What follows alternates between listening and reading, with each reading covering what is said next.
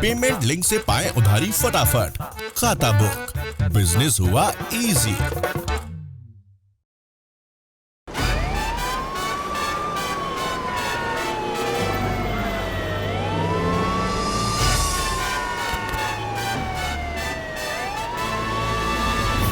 कौशिक डेका ने बाबा रामदेव की बायोग्राफी लिखी है, इसलिए हमने उनसे इसरार किया कि आप भी रुकिए। बाबा रामदेव जो कोरोना की कथित दवाई लॉन्च करने को लेकर खबरों में है, लेकिन व्यक्तिगत रूप से मुझे लगता है कि इन सब के चक्कर में जो आयुर्वेद की साख है, मैं खुद व्यक्तिगत रूप से योग और आयुर्वेद का को बहुत मानता हूं, फॉलो करता हूं, लेकिन इस तरह के दावे करना जिस पर पूरी दुनिया की मेडिकल फ्रेटर्निटी हंस रही है, क्योंकि अगर असल में कोरोना की दवाई बन गई तो ये बहुत बड़ी चीज है, लेकिन ऐसा कोई हल्ला तो दिख नहीं रहा। जो उसकी पूरी टेस्टिंग का प्रोसेस है उस पर सवालिया निशान उठ रहे हैं।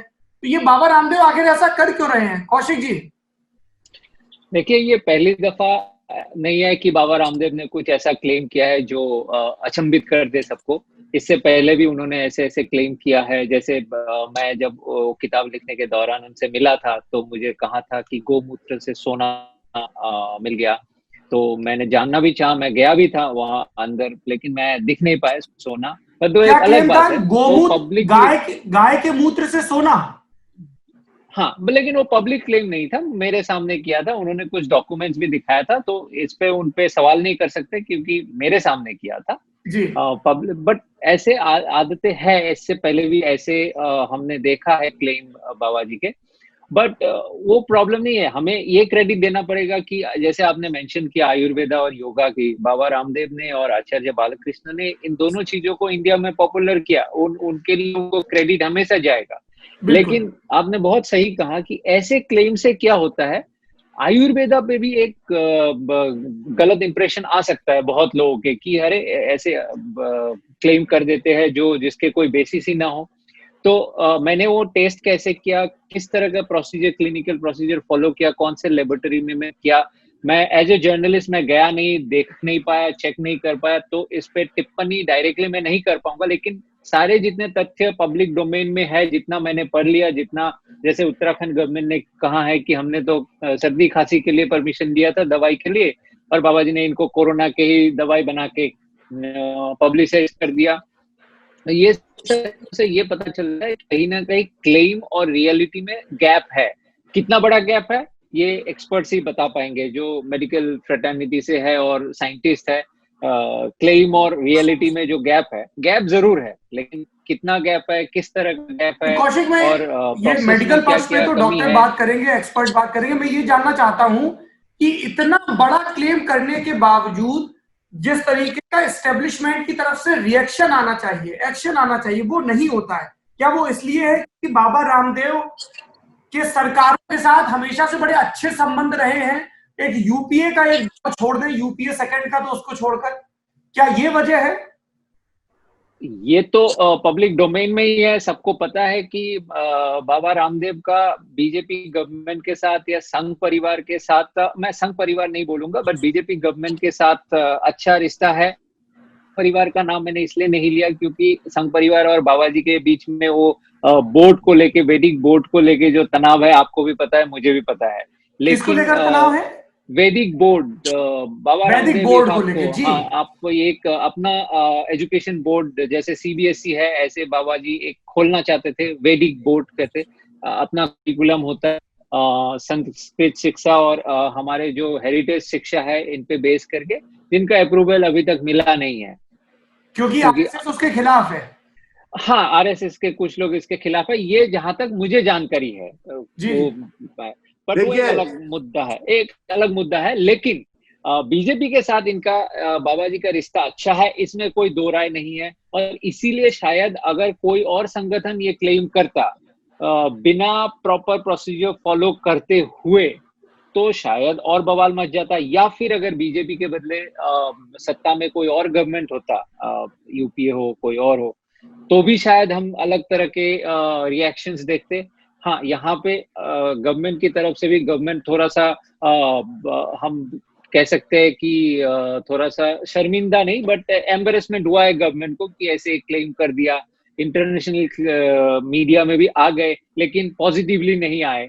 जैसे कि अब ऑक्सफोर्ड में भी वो दूसरे लेवल के ट्रायल चल रहा है, उसके बारे में पढ़ रहे हैं, और यहाँ पे इंडिया में वो दवाई ही बन गए। लेकिन इसको लेके भी काफी सारे डाउट है क्योंकि we do not know the process कैसे हो रहा है, क्या हो रहा है।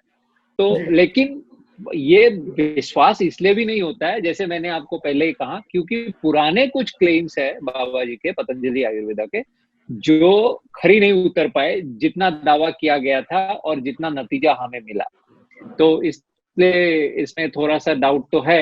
अब कितना फर्क है वो एक्सपर्ट बता पाएंगे, लेकिन हम इतना बता सकते हैं एज ए लेमैन कि फर्क है। जी राजदीप जी। नहीं, मैं ये कहना चाहता था, अच्छा हुआ आप हमारे पास आए, कम से कम आप बाबा रामदेव की जानिए। वो मार्केटिंग मैन पहले, वेरी क्लेवर बिजनेसमैन, और आज मार्केटिंग का जमाना है। इसलिए जब उस दिन जितने भी इंटरव्यूज उन्होंने किए, वहां सब दवाइयां अपने सामने रखी थी, फ्री कैमरा इंटरव्यू था। किसी ने दिन भर में, अगर आप टीवी के इंटरव्यू देने के, किसी ने उनको ऐसे सवाल नहीं पूछे जो उनको कटघरे में रखता। आप केवल सरकार की आज बात करते हैं कि सरकार के नजदीक है। अरे बाबा रामदेव तो सबके नजदीक हैं, उनके आदमी चारों तरफ है, ये भी आप जानिए। ये मत कहिए बाबा रामदेव जो है, देखिए, और आपने बड़ी बात कही, इसमें मुझे लगता है कि आयुर्वेद और योग जो है उस पर एक तरह से सवाल ना उठे। बाबा रामदेव की भी अपनी तरफ से कंट्रीब्यूशन है, इससे हम नकार नहीं सकते। मेरा बेटा पतंजलि की पाउडर यूज करता है और मुझे कहता है यूज करिए, बड़ा अच्छा है। मैं नहीं करता क्योंकि मुझे लगता है नहीं ये पाउडर में, लेकिन कई लोग उन पर विश्वास करते हैं। तो बाबा जी has been a very successful businessman. Problem ये है कि उनकी कभी कभी हमारे नेताओं की तरह मार्केटिंग ज्यादा हो जाती है, पहले हो जाती है, और जो प्रोडक्ट है वो मार्केटिंग को मैच नहीं करता। अब नॉर्मल टाइम में ये चल जाएगा अगर आप कोई पाउडर के बारे में बात करें, लेकिन जब आप कोरोना के बारे में बात तो फिर आपको संभल कर बात करनी पड़ेगी, क्योंकि इतनी बड़ी महामारी हुई है दुनिया में। और तब आप कहते हैं 100%, मैंने 3 बार बाबा जी को पूछा इंटरव्यू में, आप 100% कह रहे हैं, इसका मतलब है कि आपको 100% यानी गारंटी आप दे रहे हैं लोगों को, ये गलत है। और मुझे लगता है यहाँ आयुर्वेद मिनिस्ट्री ने अपने दखल अंदाजी थोड़े और जोर से करनी चाहिए थी, क्योंकि नहीं तो कई लोग ऐसे क्लेम्स करेंगे। क्लेम करने में कोई दिक्कत नहीं होती नॉर्मल टाइम्स में, ये नॉर्मल टाइम नहीं है। यहाँ लोगों को देखिए, कायदे से तो नॉर्मल टाइम में भी ड्रग्स को लेके रूल इतने सख्त होने चाहिए, जो कि अनफॉर्चुनेटली भारत में नहीं है। ओवर द काउंटर दवाइयां में कोई भी कुछ भी क्लेम कर देता है। लेकिन देखिए, कोरोना के जमाने में कई लोगों ने क्लेम किए हैं, हाइड्रोक्सीक्लोरोक्विन ले लीजिए, कुछ भी इट विल वर्क। देखिए, इंडिविजुअल कंपनी ने नहीं किए हैं, लेकिन ये बातें तो चलती रही है मेडिकल की। देखिए, इसमें ऐसा हुआ ना कि डॉक्टर्स ने अवेलेबल डेटा और अवेलेबल मेडिसिन के कॉकटेल को इस्तेमाल करके बचाने की कोशिश की, बट किसी फार्मा कंपनी ने ये नहीं कहा कि भाई ये दवा खा लो। सर, किसी ने ये नहीं कहा, बट बाबा रामदेव एक तरह, जैसे मैंने कहा, वो एक बिजनेसमैन भी है, वो अपना बिजनेस कर रहा है। I have no problem with this business, लेकिन when you make a claim, आपको वो क्लेम बैक करना पड़ेगा पूरी तरह से। कोरोना जैसे मुद्दे पर मैंने कहा ना, पाउडर आप चला रहे हैं, ये पाउडर जो मेरी है ना, वो आपका सुगंध और कर देगी, वो तो that I have no problem with. But when you say 100% cure, फिर मुझे लगता है बाबा रामदेव कहीं कमजोर। और मेरा ये कहना है, आप बीजेपी कांग्रेस की बात कर रहे हैं, सवाल यह है कि राजस्थान सरकार कह रही है हम एफआईआर करेंगे उस एजेंसी के या कॉलेज पर जिसके साथ बाबा रामदेव ने ये ट्रायल्स किए हैं, क्योंकि राजस्थान में कांग्रेस की सरकार है। और आप देखेंगे केंद्र और उत्तराखंड की सरकार बाबा को बचाएगी। ये प्रॉब्लम नहीं, लेकिन उत्तराखंड सरकार में भी जब ये दवा लॉन्च हुई तो अगले दिन ही आ गया कि इन्होंने हमसे कोई अप्रूवल नहीं लिया। भारत की सरकार है, क्योंकि उत्तराखंड सरकार के बारे में कोई, उनके पास कोई ऑप्शन नहीं था। मैं ये आज कह रहा हूं कि बाबा रामदेव को आप एक व्यक्ति की तरह मत देखिए, ये एक आज के जमाने के एक तरह से गुरु हैं। आप टीवी पर कितने बार देखते हैं, हर चीज पर बात करते हैं टीवी पर। हम उनको आधे घंटे का शो देते हैं कोरोना पर, वो आते हैं बोलते हैं कोरोना पर। हम भी उसके लिए जवाबदार है कि बाबा को एक लार्जर देन लाइफ इमेज किया है। हम बाबा के हम बाबा को सवाल कभी नहीं पूछते, हम भी उनको एक फील गुड गुरु की तरह देखते हैं आजकल। चलिए मेरा नहीं, सवाल पूछते हैं, हम सवाल पूछते हैं, इसलिए तो ये बहस हो रहा है, हम ये डिबेट अच्छा, कर रहे हैं। हम तो लेकिन राजनीति से मेरा सवाल ये है बाबा के कई और ये कंट्रोवर्सीज है जी, मेरी बड़ी दूर की कौड़ी है कंट्रोवर्सीज का। आपने ठीक कहा राजदीप, क्योंकि एक किताब है जो बाबा रामदेव के ऊपर लिखी गई, जिसको रुकवाने के लिए बाबा रामदेव अलग अलग कोर्टों का दरवाजा खटखटा चुके। मुझे नहीं पता उस किताब में ऐसा क्या है जो बाबा रामदेव को डर है कि वो किताब पब्लिक में आ जाएगी तो क्या ही हो जाएगा। सुप्रीम कोर्ट में जाके, हाई कोर्ट में जाके किताब का प्रकाशन रुकवाया जा रहा है। एनीवेज, मेरी एक थ्योरी है और मैं उस थ्योरी पे आप दोनों की टिप्पणियां चाहता हूं। हम सब ये जानते हैं कि बाबा रामदेव की राजनीतिक महत्वाकांक्षाएं थी। 2009 में उन्होंने पॉलिटिकल पार्टी बनाई, काले धन को लेकर आंदोलन किया, बहुत सारी बातें कही, भारत स्वाभिमान, ये वो। क्या इस बात की कोई संभावना है अगले 5 से 10 वर्षों में, यदि विपक्षी पार्टियों को, अगर धीमे धीमे फेस सेंट्रिक ही हो गई है पॉलिटिक्स, चेहरे पर वोट गिरता है, पीएम कैंडिडेट कौन ये पूछा जाने लगा है, क्या इस तरह की कोई संभावना है कि बाबा रामदेव एक सहमति के कैंडिडेट बनकर उभरे? और उसकी 2-3 वजहें हैं। एक तो ये कि बाबा रामदेव जिस कम्युनिटी से आते हैं उस कम्युनिटी का विस्तार हरियाणा से लेकर गुजरात और महाराष्ट्र तक है, और यहां बिहार तक है, यूपी और बिहार तक है, एमपी तक है। Point number 1। पॉइंट नंबर 2, जो साहब हम तो देश के लिए समर्पित हैं, हम तो भगवाधारी हैं, हमें कोई लेना देना नहीं, हम किसके लिए जोड़ेंगे, हमारे तो कोई बच्चे नहीं, हम तो जो कर रहे हैं देश के लिए। एंड पॉइंट नंबर 3, आप किसी भी पहाड़ में, दुर्गम रेगिस्तान में चले जाइए, अगर वहां एक दुकान होगी तो उसके बाहर पतंजलि और उससे मुस्कुराते हुए बाबा रामदेव आपको नजर आएंगे। ये मैंने अपने चुनावी दौरों में खूब देखा है। तो क्या ये पोटेंशियल कैंडिडेट क्या कर रहे हैं सौरभ जी? नजर आ सकते हैं? मैं जवाब दे दूं इसका? जी, मैं जवाब दे दूं। देखिए, पॉलिटिकल प्रेडिक्शन करना तो मेरे हिसाब से, मेरे एक्सपीरियंस से मैं देखा हूं कि ये एक मूर्खता है। फिर भी मैं ये मूर्खता करूंगा जी, कि जहां तक मुझे लगता है बाबा जी के पॉलिटिकल फील्ड में उभरने का, मुझे बिल्कुल नहीं लगता वो पॉलिटिक्स में आ पाएगा या आएगा। इसका वजह मैं बताता हूँ। आप अगर देखेंगे हमारे सामने जितने भी, आपने फेस की बात कही कि अब फेस पे ही होता है, मैं पर्सनैलिटी कल्ट पे ही चलता हूँ। तो बाबा जी के पास सबसे बड़ी गलती तो बाबा जी ने यही कर दिया कि जो क्लेम करते हैं वो बहुत ज्यादा कर दिए, और वो एक्सपोज भी होते गए। वो सत्ता में आने के बाद एक्सपोज होते तो बच जाते, और हमने उसका एग्जाम्पल देखा है। लेकिन आपको एक मॉडल बनाना पड़ेगा। वो मॉडल पहले बिना स्क्रूटिनी के और बिना एक्सपोज हुए उसको चलाना पड़ेगा। अब क्या है, हम कई दफा हम सोचते हैं कि इंडियन लोग ऐसे सोचेंगे, ऐसे वोट करेंगे, वैसे करेंगे, लेकिन मुझे हर इलेक्शन में वोटर्स चौंकाते हैं, और मुझे लगता है वो इतने मैच्योर है कि हम ज्यादा कैलकुलेट करते हैं। तो मुझे नहीं लगता भारतीय वोटर को बाबा जी एज ए पॉलिटिशियन, और जो डिलीवर कर सकते हैं, और जो एक सीरियस पॉलिटिशियन है, उस तरह से बाबा जी को देखते हैं। बाबा जी से प्यार बहुत है, बहुत लोगों को प्यार मिलता है, जैसे नेताओं को, सॉरी, अभिनेताओं को मिलता है या क्रिकेटर को मिलता है। लेकिन उस प्यार को, उस प्यार में एक पॉलिटिकल फेथ, राजनीतिक परिपक्वता लोग देखते हैं कि नहीं देखते हैं उस आदमी में। मुझे नहीं लगता बाबा जी में वो देख पाएंगे। और बाबा जी ने खुद भी महसूस किया 2014 में, उन्होंने एक थोड़ी बहुत कोशिश की थी। तो पॉलिटिकल गेम में मुझे नहीं लगता बाबा जी आगे बढ़ पाएंगे, लेकिन बाबा जी के बिजनेस एम्पायर बढ़ेंगे, बाबा जी के क्रेडिबिलिटी उनको जरूर बढ़ाना चाहिए। और जो उन्होंने बहुत इंपॉर्टेंट बात राजदीप जी ने कहा है, मैं बहुत ज्यादा राजदीप के साथ रेगुलरली एग्री नहीं करता, हम दोनों काफी बहस करते हैं, लेकिन इस बात में कि बाबा जी को ऐसा कुछ नहीं करना चाहिए जिससे योगा और आयुर्वेदा पे सवाल उठ जाए, क्योंकि वो एक बहुत बड़ा ब्रांड एम्बेसडर है योगा और आयुर्वेदा के, और ये उन्होंने अर्न किया है, ये उनको क्रेडिट जाता है। लेकिन मैं एक बात, इस सक्सेस के साथ मार्केटिंग पे ज्यादा ध्यान देके या दूसरे एम्बिशन को फुलफिल करने के लिए इस सक्सेस को मैं मिस यूटिलाइज नहीं बोलूंगा, बट ओवर यूटिलाइज नहीं करना चाहिए।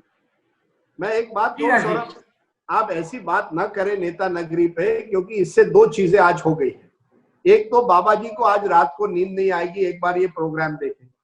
दूसरे कई और नेता हैं इस देश के जो आपकी बात सुनकर उनको भी नींद नहीं आएगी।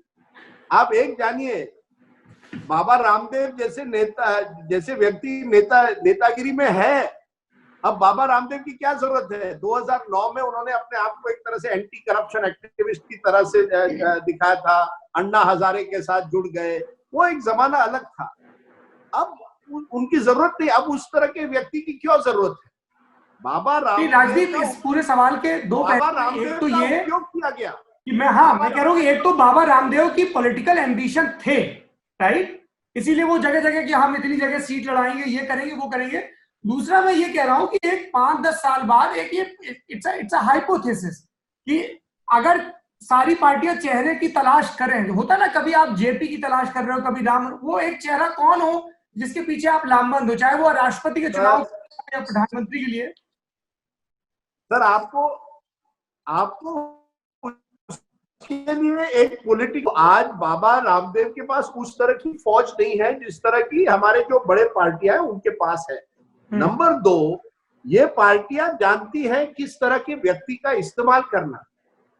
देखिए, बाबा रामदेव का इस्तेमाल किया गया एक तरह से उस समय, क्योंकि वो एक माहौल बनाना था ना भ्रष्टाचार खिलाफ। अन्ना हजारे का उपयोग किया गया, बाबा रामदेव का उपयोग किया गया। अब बाबा रामदेव की महत्वाकांक्षा जरूर होगी कि मैं खुद नेता बन जाऊं, ये तो है, ये लास्ट सीन में होता है कि मैं खुद बनूंगा। आप पहले किसी और को बनाते हैं, फिर वो आप खुद बनना चाहते हैं।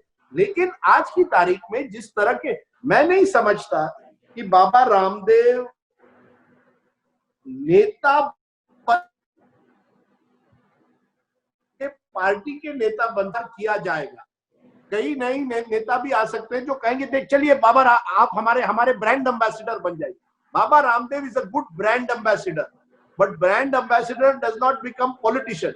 और आजकल मार्केटिंग गुरु बहुत हैं, हमारे नेताओं में बहुत है। मैं नाम नहीं लूंगा आज, मैं आज नाम नहीं लूंगा। एस्टेब्लिश्ड नेता बहुत हैं जो इसी तरह से 3 कैमरा के शूट करते हैं जिस तरह से बाबा रामदेव ने किया। बाबा रामदेव भी जानते हैं किस तरह से अपनी मार्केटिंग। एस्टेब्लिश्ड नेटवर्क की जरूरत नहीं है, एस्टेब्लिश्ड नेटवर्क की जरूरत नहीं है। बाबा रामदेव अपना पार्टी खोल के भी सक्सेसफुल हो सकता है। इसका एग्जांपल अरविंद केजरीवाल है। लेकिन डिफरेंस है, अरविंद केजरीवाल ने जब पार्टी खोला था, हमें सपने दिखाए थे, तो अरविंद केजरीवाल को अटैक करने के लिए उनके पास कुछ नहीं था। वो एक क्लीन इमेज लेके, अपने डेवलपमेंट एक मॉडल लेके, और जो उनके फॉर्मूला थे वो पेश किया था। Anti corruption was the main plan. लेकिन बाबा रामदेव जब नए पार्टी खोल के उभर के आएंगे भी, तो उनके क्या प्लान होंगे? और ऑलरेडी उन्होंने ऐसे दावा करके या कई और कंट्रोवर्सीज में इन्वॉल्व होके उनके ओपोजिशन जो होंगे उनको एनफ मटेरियल दे चुके हैं कि उनपे अटैक होंगे। तो नया क्या पेश करेंगे, ये सबसे बड़ा सवाल है। और सबसे जरूरी बात है, इंडियन लोगों को ऑलरेडी 2 मॉडल मिल चुके हैं, आपने देखा है। अब दोनों ही धीरे धीरे थोड़ा सा गड़बड़ हो चुके हैं। तो अब जो तीसरा और नया मॉडल आएगा वो बहुत ही अलग और इम्पोर्टेंट, मतलब बहुत ही नया कुछ लाना पड़ेगा, तभी दोबारा ये पूरा गेम दोबारा होगा।